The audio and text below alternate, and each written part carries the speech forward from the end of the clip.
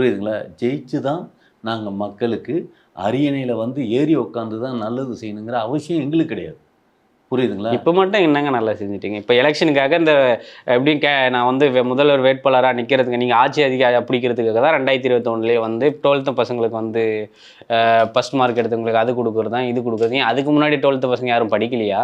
இல்ல அதுக்கு முன்னாடி 12த்ன்ற ஒரு வகுப்பே இல்லையா? ஏன் அண்ணன் சீமானை பொறுத்த வரைக்கும் எனக்கு தெரிஞ்சு சீமான டாபிக் அப்புறம் போவோம். நீங்க விஜய் டாபிக் உள்ள வாங்க. சீமானே அப்புறம் சரி, பேசிக்கலாம். எங்க தலைவரே எடுத்துக்கங்க. ஓகே. எங்க தலைவரே வந்து சீரியஸா வரப்போற கோட நாள்.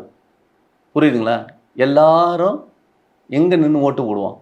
வெயில்ல நின்று ஓட்டு போறது நின்றுட்டு இருப்பான். ஆமா, மற்ற கட்சிக்காரெல்லாம் பணத்தை கொடுத்து ஓட்டு வாங்குவோம். சரி சரி, ஓகே. உங்க ஆள் வெயில் நின்று எங்க போய் சொல்லுங்க, பிரச்சாரம் பண்ண சொல்லுங்க பார்ப்போம்.